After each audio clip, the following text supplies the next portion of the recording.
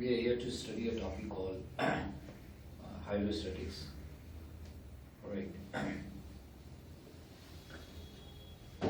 Dear friends,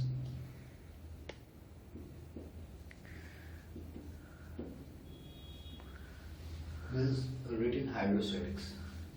Let us first understand what is hydrostatics talks about. There is two words actually. One is called hydro and the other is called statics. The statics means rest, and there could be another meaning, means no growth. No growth or no change. No change. So statics has this meaning or no change. Here statics means this is to be taken. Static means we have to take it, rest. These words we have not to take it. And hydro means, hydro is a word, it is used to represent liquid. It is used to represent liquid. So what actually meaning comes out of hydrostatics? If we take it, we say liquid at rest. This is hydrostatics. Now, hydrostatics, it means liquid at rest. So let's talk about something. What actually we mean by saying that liquid is at rest? Like if there is a container and this container is having fluid, this container is having a liquid like this. Alright. Do we all know that these molecules keep moving like this internally? Yes or no? If I ask this question to all of you, if this is a container and the container is kept at rest, right, on a floor, this container is kept on a floor and it has certain amount of liquid, and these molecules of the container are not, these molecules of the container are moving or not, if this is the question. Definitely your answer will be, this may be randomly moving inside. This is what you are going to say. If these are randomly moving, so what do you mean by saying liquid at rest? The condition, I should say, the reason because of which this is being said liquid at rest, because liquid has a tendency to flow. Liquid has a tendency to flow. And here in this case, liquid has been confined in a given boundary. Since liquid has been confined in a given boundary, therefore these molecules cannot cross this boundary and can go away. Means their flowing nature has been restricted. Therefore, this liquid is at rest. So, although molecules, I should say, although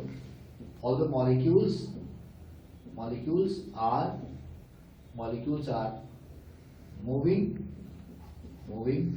randomly within confined space,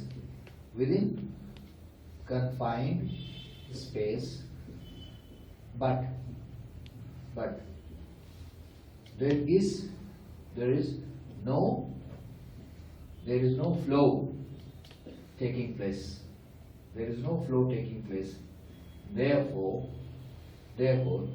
liquid is at rest.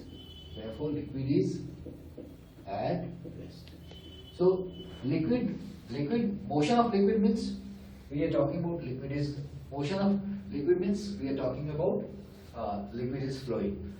And if you say liquid is at rest, means okay, there is a container, there is some confined space, and within that the liquid has been restricted. Liquid is not showing any flow. So that is the meaning of liquid at rest. Now I would like to ask you one question. This hydrostatics means liquid at rest. Can this all happen to like this is a balloon? This is a balloon, and this balloon has some air. So these are air molecules. Whatever happening here, is this all happening to this also? Whatever happening here, is this all happening to air molecules also? Yes. These air molecules are also moving randomly within this confined space. and because these molecules are because these molecules are because these molecules are confined with this space, right? So their tendency of going beyond this means their tendency to flow is not taking place. Therefore, we can say this is also at rest. So please understand what I am telling till now. I said this hydrostatics. We say that this hydrostatics is liquid at rest, right? Then we say that there is a container, and the container has a liquid within, and these liquid molecules are although moving within the confined space, but their flow is not taking place because they have been restricted. All the molecules are moving randomly within confined space, but there is no flow taking place. Therefore, liquid is at rest. And similarly, here in this case, if there is a balloon, and these molecules are moving randomly within, but they are not allowed to go beyond this. Therefore, their flow is also not taking place. Therefore, this is at rest. I would like to tell you there is a word called fluid. There is a word called fluid. What fluid means? Fluid means a type of matter which can flow. A type of matter which can flow is called fluid.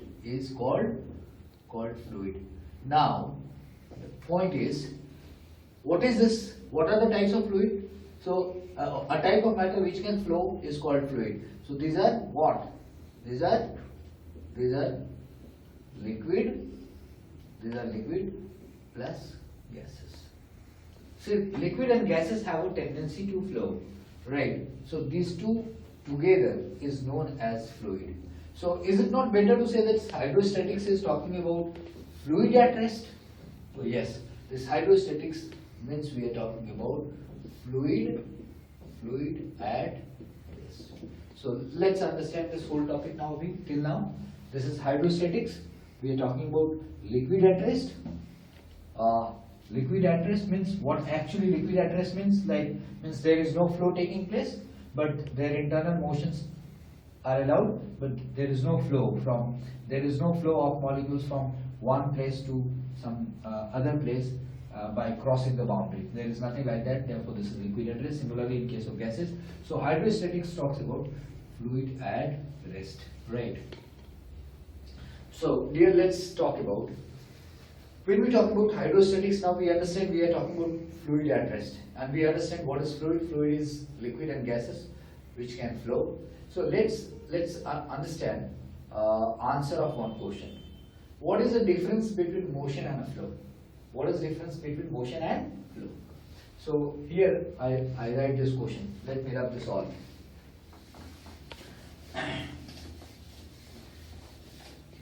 Difference between motion and flow. Motion and flow. Difference between motion and flow. You see, I would like to tell you, this is a pipe, right? And within this pipe, liquid is poured here, right? And this liquid is going like this, right? And coming out of this. Okay. So what do you like to say? This. If you talk about these all molecules, these all molecules are moving. Yes. So when we talk about these all molecules are moving, means we are talking about this molecule, or any molecule. These molecules are moving. But when we say that these all molecules are moving, at the same time we can say the liquid is moving. This is not correct. We have to say liquid is flowing. You are getting my point? I say that these molecules are moving, but liquid is not moving. We'll say liquid is flowing. So when there is a masses, means many in number, are doing the similar kind of motion or little different kind of motion, means these all are moving. When the mass is moving, then the motion of the mass can be treated as flow, right? Therefore, flow is motion of masses, and when we talk about motion, we are talking about motion of 1, 2, 10, 5, something like that. So this is what difference of this is what the difference between difference between motion and flow. This body is used for masses if moving all together, and this is used for 1, 2, 3, 4 bodies like that. So I hope you have understood what is called. So now let's talk about this word now. So we are talking about hydrostatics, and hydrostatics is called fluid at rest. So to understand this topic further, let's understand this, what is called force and this thrust. Force and thrust. Like, what is force? Force is push and pull. Force is push or pull. We are not going in detail of force because this topic is already known to you. Now what is thrust over here? So thrust is a normal force. Thrust is normal force. What actually mean by normal force? Means if this is the surface, and on the surface if you are applying a force of 30 Newton, and let's suppose this force you are applying at 30 Newton making 30-degree angle. So this force will have two components, one along this, one along this. This component will be 30 cos 30. So this is 30 into root 3 by 2, and this is 15 root 3 Newton. And what about this? 30 sin 30. So this comes out 30 into 1 by 2. This comes out 15 Newton. This is normal force, and this is F parallel like this. This is F parallel, or we can say F tangential. F tangential. This force is acting tangentially to the surface, and this force is acting perpendicular to the surface. So when we talk about thrust, we talk about normal force. Normal force means which is perpendicular to the given surface. So thrust is a force which acts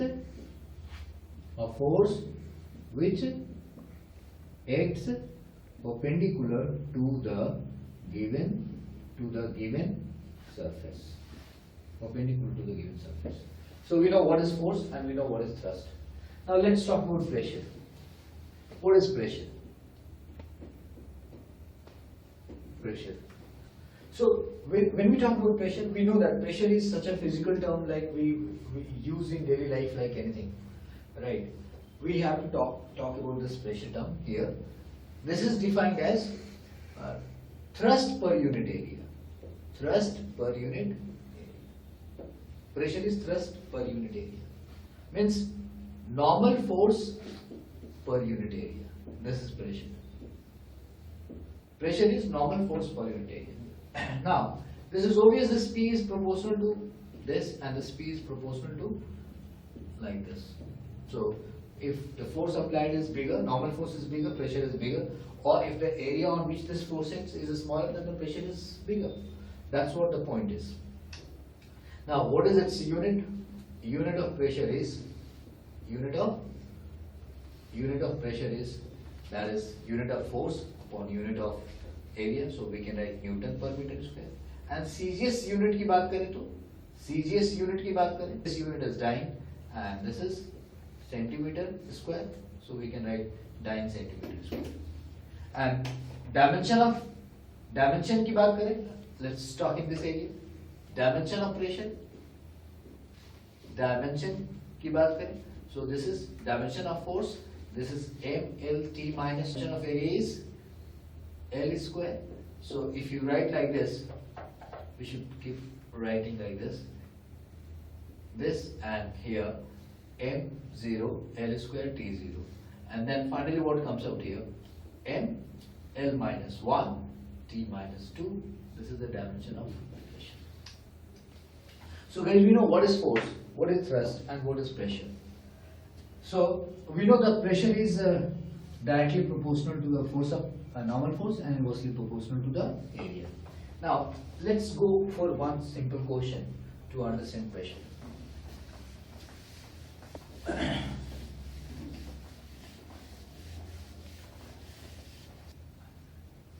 Yes, to understand this now, we make this is a watermelon, right? This is a watermelon and this is a fellow, alright, this fellow is of of having 2 foot, like this fellow is having 30 kilogram mass, and this is 30 centimeter square.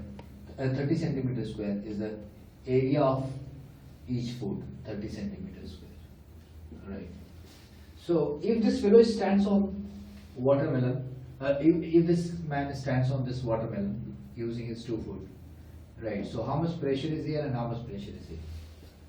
So what is the pressure? P and P here. So to calculate this P, we say normal force per unit area. So what is the force he is putting? If we want to calculate here and calculate here. So let's see, his mass is 30 kilograms. So what is his weight? This weight is 30 into 9.8. Or we can take it 30 into 10, that is 300, 30 into 10, that is 300 Newton. This is what he is having. This is what he is having weight. Now he is standing on this watermelon using his 2 foot. So his whole weight is to be divided in 2 parts to calculate weight applied by single foot. So this is F perpendicular is weight is how much? 300, and divided by 2. This talks about by this foot he is putting how much force? This much. 300 by 2 is the force applied by single foot. And what is the area of single foot? That is 30 centimeters square. So now this is 300 by 2 is 150, and this 30 centimeters is 30 into 10 to the power minus 4 meter square. Now, so what comes out here? This is 5 and this is 10 to the power 4 Newton per meter square. This is what the pressure is applying using his what is the pressure he is applying on this watermelon by his single foot. Now in a case when he is standing on this watermelon, like he is standing on this watermelon using single foot. So if he is standing on watermelon using his single foot, so what is happening in this case? Whole weight of this fellow is acting on the watermelon through the area of single foot. So now the pressure is like P dash, I call it P dash. Now P dash is how much? This is F perpendicular upon area. Now how much this F perpendicular is? 300 Newton, right? And this area is 30 centimeters square, that is 10 to the power minus 4. So this comes out now 10 into 10 to the power 5 Newton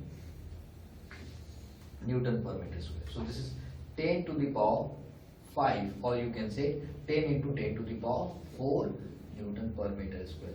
You see what the idea is? If this fellow stands on watermelon, watermelon using 2 foot, so per foot pressure is 5 into 10 to the power 4. And if he stands using a single foot, the pressure here becomes double.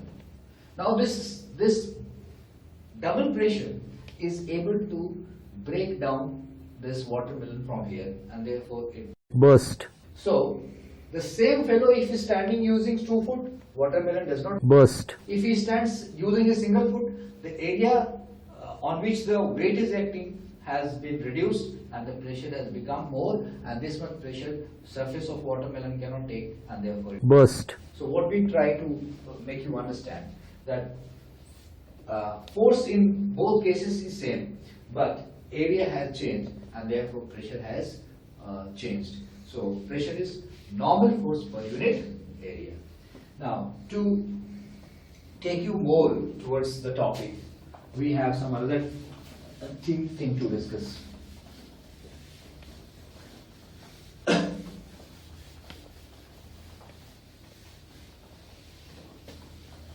See, our topic is hydrostatics. We are talking about fluid at rest. So, and means we have to talk about if the fluid is at rest, how pressure of the fluid acts, what are the laws related to the pressure of the fluid at rest. So, we are discussing some special character of liquid which is at rest. Let's see. I take this container and there is liquid in this. Alright. there is liquid in this, and I have applied a force, and I place a very small plastic paper. This is a very small plastic paper. Plastic, a plastic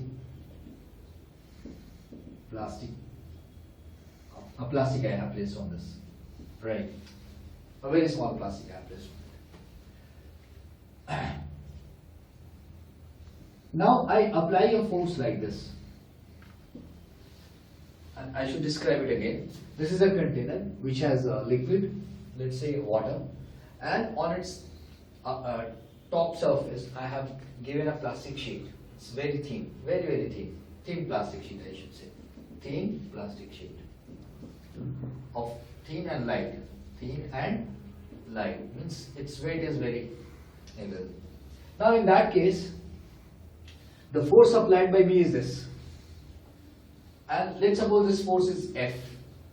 This force is F, and this angle is theta, my dear. Right? What is going to happen? You see, I am going to resolve this force in two parts. So if I am resolving this force in two parts, so I'll say it like this, right? F sine theta and F cos theta. F cos theta. Right. Now understand this. This force has been resolved in two parts, F cos theta and F sin theta. And this is the container and it has a liquid. Now see, F cos theta would like to make this plastic move. Means it will, F cos theta is acting tangentially, so it will try to make the plastic shift. Means it will try to make the molecules move, right? But these liquid molecules are in a confined space, so motion of the molecules are not allowed, right? So in that case, you are applying F cos theta, but these molecules of the liquids are not supposed to move. So what actually it means? I say that F cos theta we have applied. F cos theta is not equal to 0. F cos theta, sorry, I should say F cos theta is acting on this. So F cos theta if acting,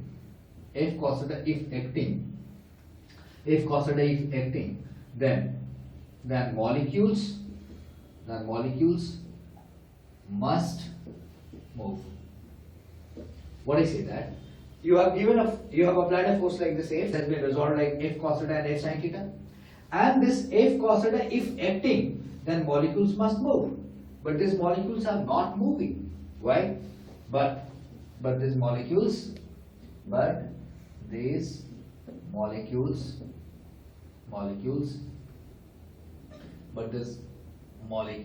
not moving.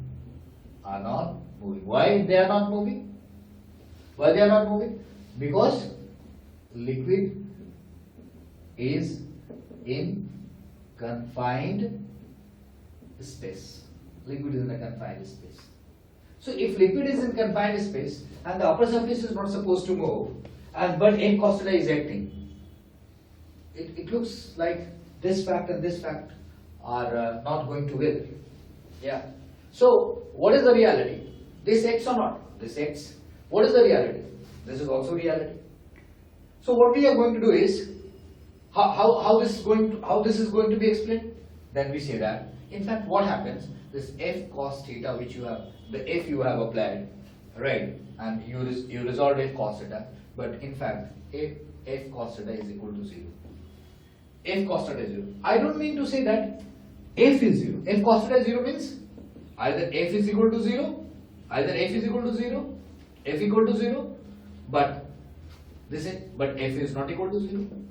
And cos theta is equal to 0. Yes, it is possible. Yes, it is possible. It is possible. You see what I wanted to say.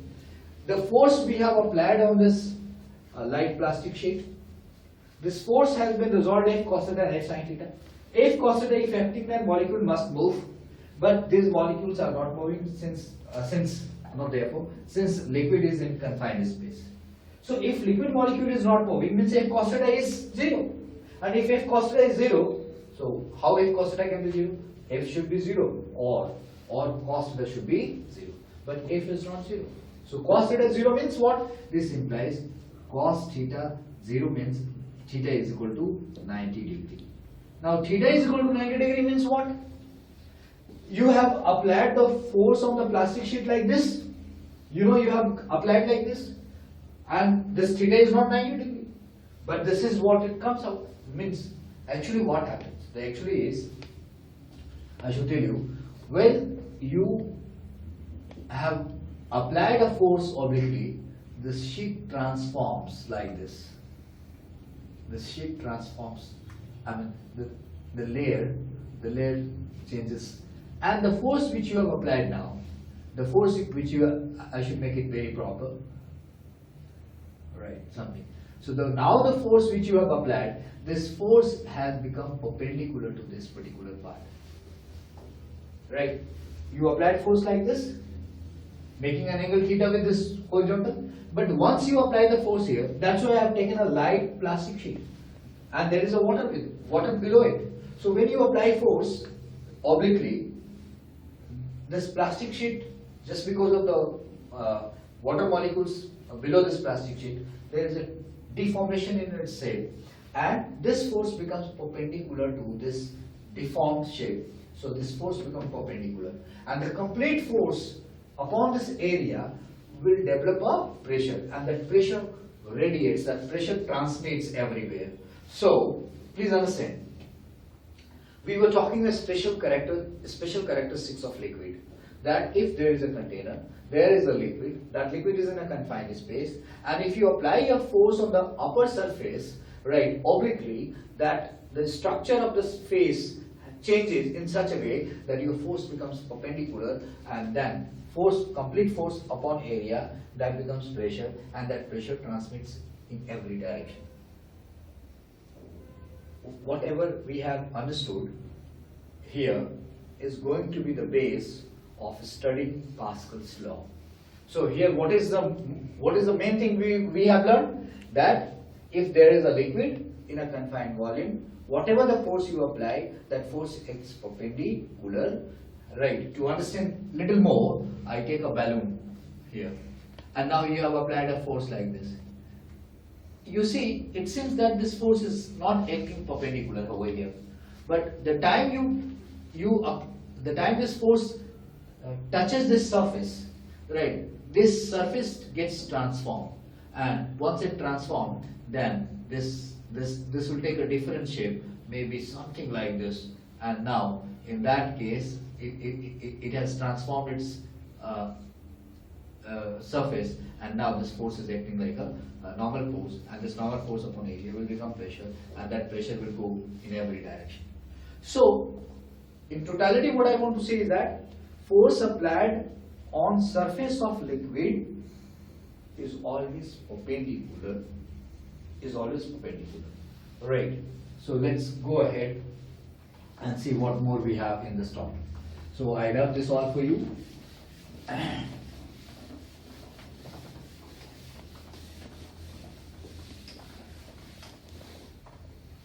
Now there is a term called Pascal's law. Pascal's law. Right.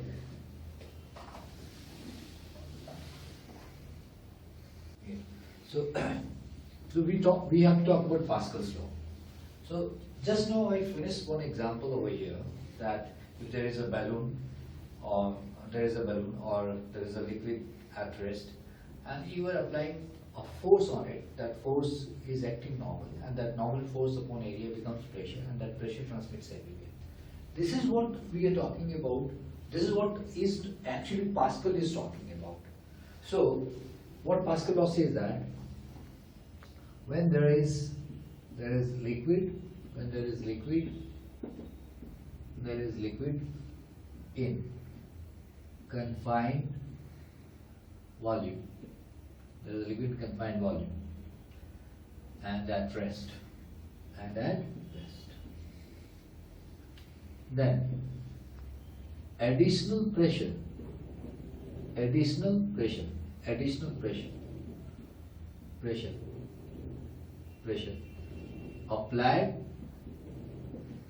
applied at any point of surface, any point of surface, any point of surface, gets transmitted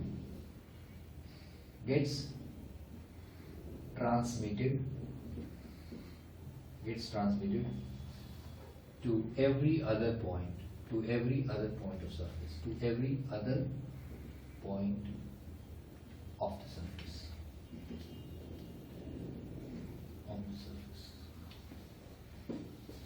when there is a liquid in confined volume and at rest, then additional pressure applied at any point of surface gets transmitted to every other point of the surface.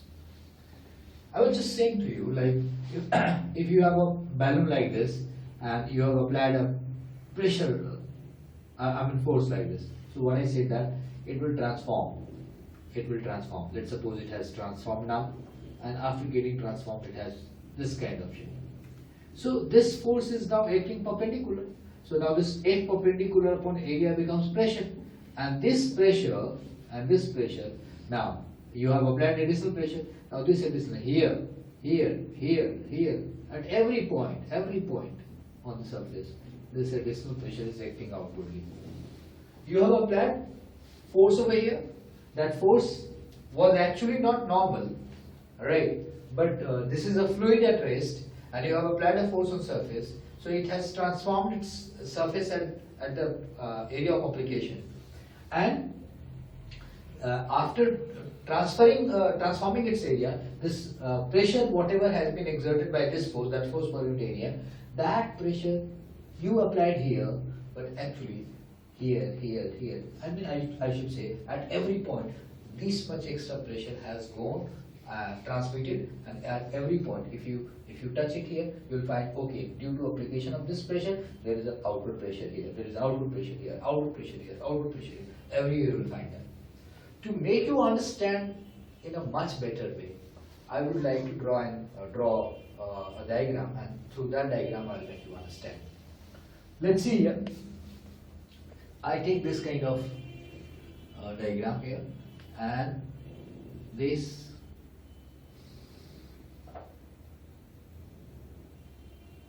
there are pistons, right?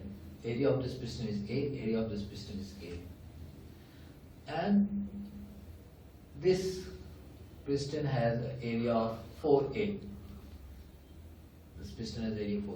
And let's suppose this whole container is filled with a liquid.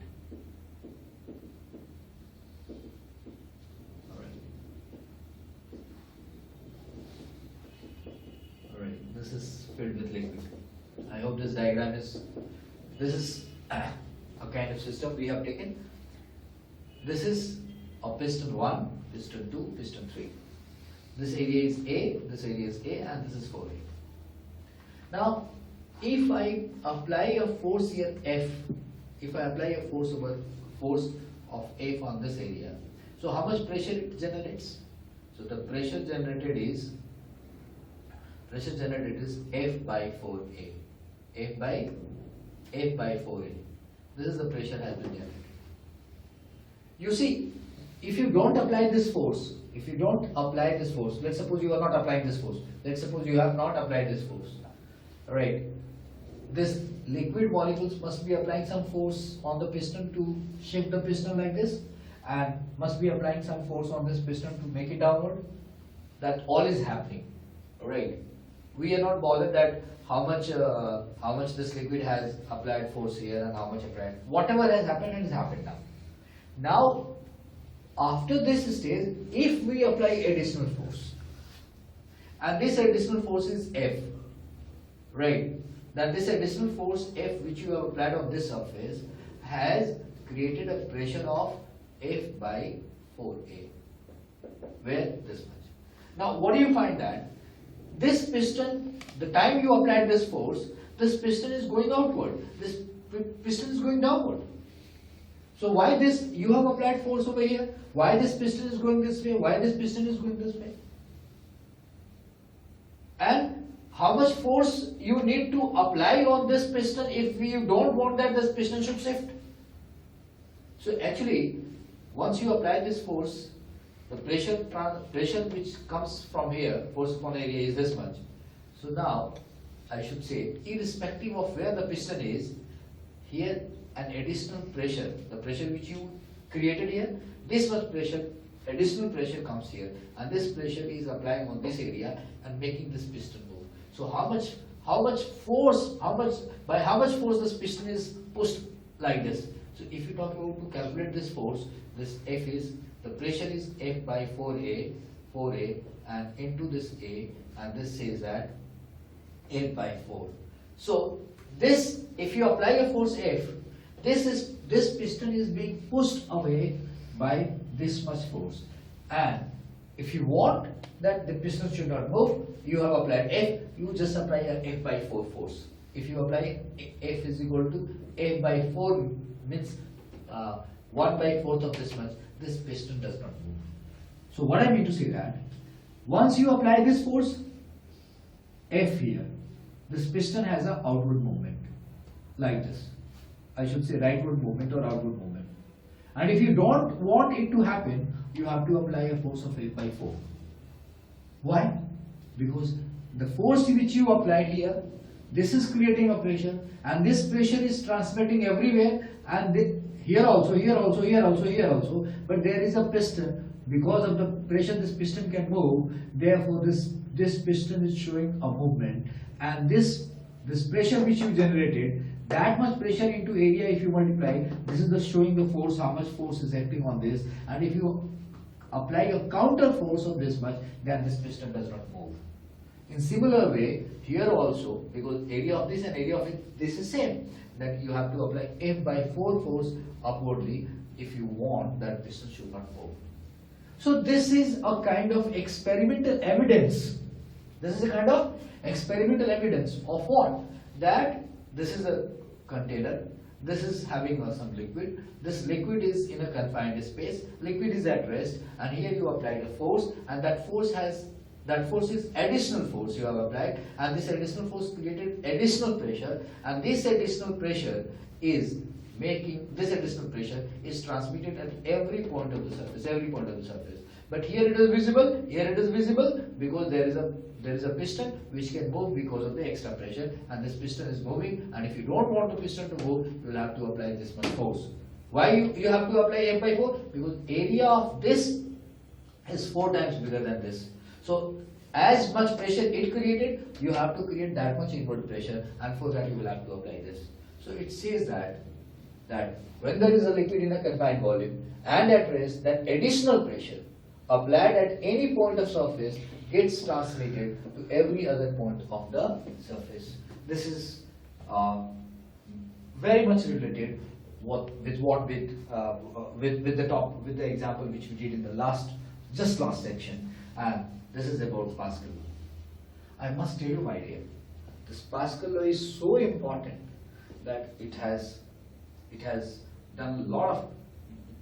created a lot of technical ease for us for lifting a body, and you might have heard about hydraulic lift, and it has also helped in braking the vehicle when the vehicle is running with a big vehicle is running with a very high speed, and you want to stop in a very small time, then hydraulic brake is needed. So all hydraulic machines, hydraulic brake, hydraulic lift, this all are basically based on this Pascal law. So this is the characteristics of what? This is the characteristics of the fluid, and when the fluid is at rest, and then this all happens. So that is why hydrostatic is a very special character of fluid actually. Now, I hope this is clear to all of you. Here I would like to stress here I would like to tell something more about. See, why I have talked about additional pressure. Why I have talked about it. Why I have talked about additional pressure. See, I remove this all from here, and then I make you understand. You see, I mean, this liquid is having this liquid in the container has some weight, and because of weight it is applying some force over here, and because of force it has a certain pressure over here. And here if you talk about, if you don't apply this force, then what will happen? Pressure here P1, pressure here P2, pressure here P3, pressure here P4, pressure here P5. These all pressures are different. But and these pressures are there existing. But once you apply this extra force is additional force, and this additional force is causing additional pressure, and that additional pressure adds on everywhere. So this is what I wanted to say. This is additional pressure. So what transmits equally without diminished? You can also write here. When there is a liquid in confined volume and at rest, then additional pressure applied at any point of surface gets transmitted equally without being diminished. Without being diminished to every other point of the surface. So I have made you understand what is Pascal law, and we'll do one example of hydraulic lift. See how this is all important. So I wrap this all for you. Now,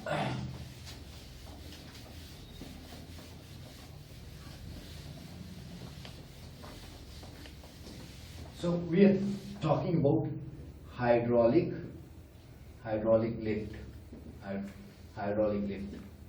This is something very, very interesting.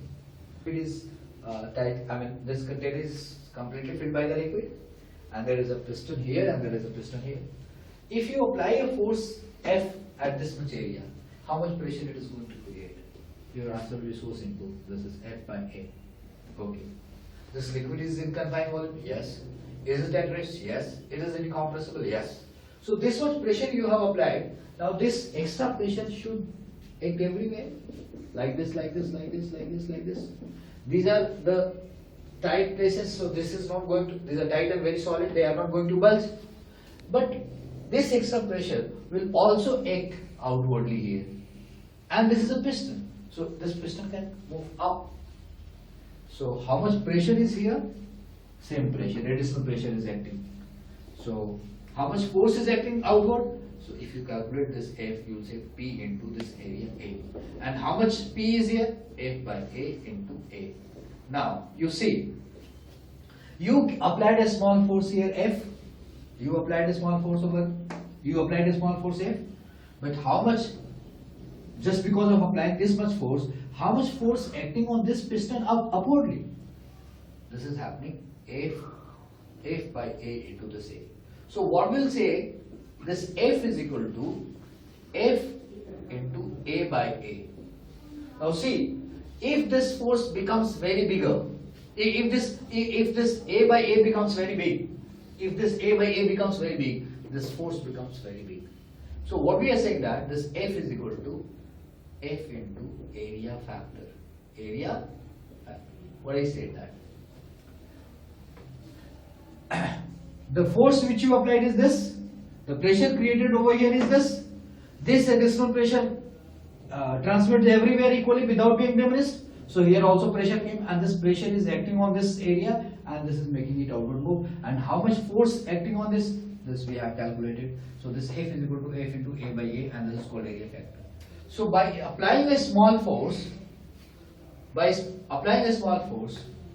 we create a pressure, and that pressure is here, and that pressure is acting on a larger area, so the force has come bigger.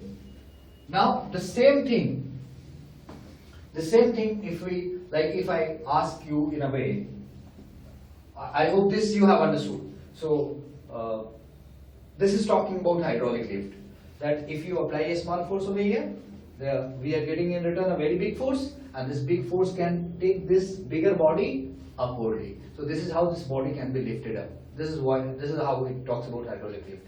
Now I will make you understand numerically, and for that I take this same example and I rub this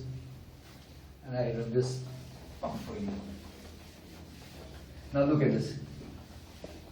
See, there is a 10 kg. There is a child of 20 kg. There is a child of 20 kg over here, and this area is 10 centimeters square. This area is 10 centimeters square. Let's suppose 20 kilogram child is standing on this area of, you can take it like 50 centimeters square. So this 20 kilogram child is standing on 50 centimeters square area, right? 50 centimeters square area.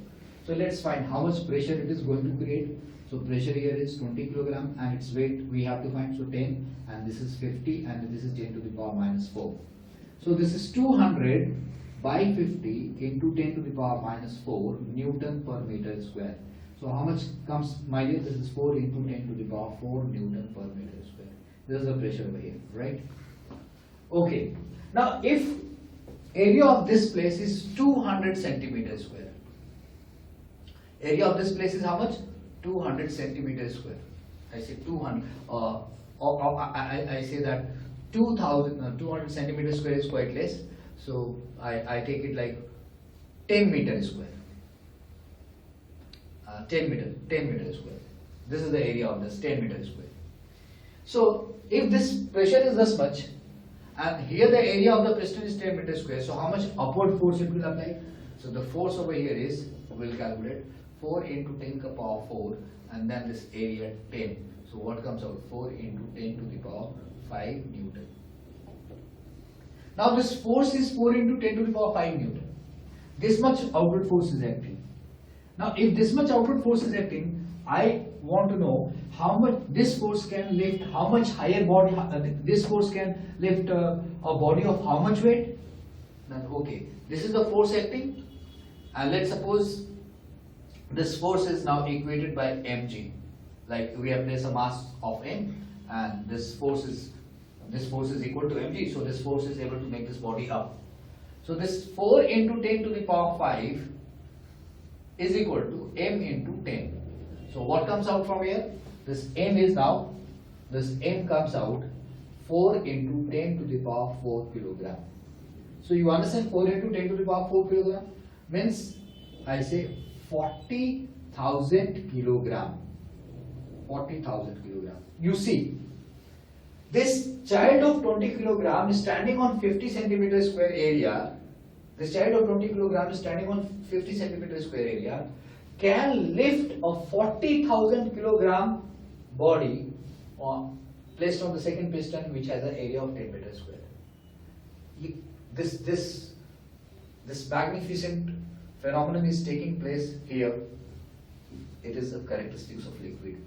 And who told about us? Who told about this? Who told about this all? It's a Pascal, that fluid at rest, if we apply a force, that force becomes normal, that totally transforms normal force, and there is a pressure, and that pressure transmits everywhere without being diminished.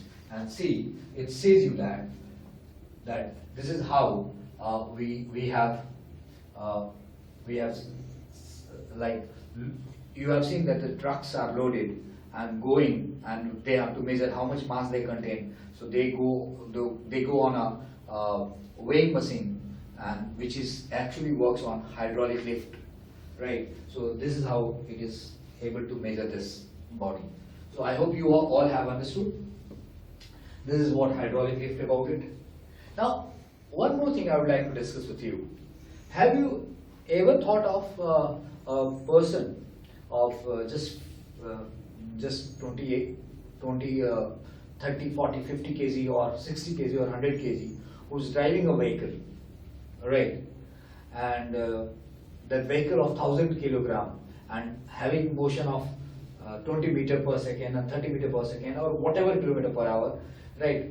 He is just applying a small force on the brake pedal, and he's able to bring down the whole moving body at rest.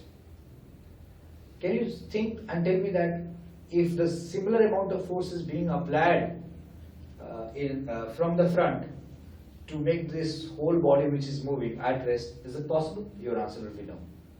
Why? Because this moving body has a lot of momentum, and once this fellow comes and try to stop by applying a small force or a bigger force, this will crush him. But when we apply a small force on the brake pedal, and it hydraulically works and generates a bigger force to seize the rotational motion of the wheels, and that is how the vehicle gets stopped. So I would like to tell you that you go and study hydraulic brake. We have done hydraulic brake, we have done Pascal's law, and this is one part of hydrostatics. Now we'll go into the other part and we'll talk about it. Thank you.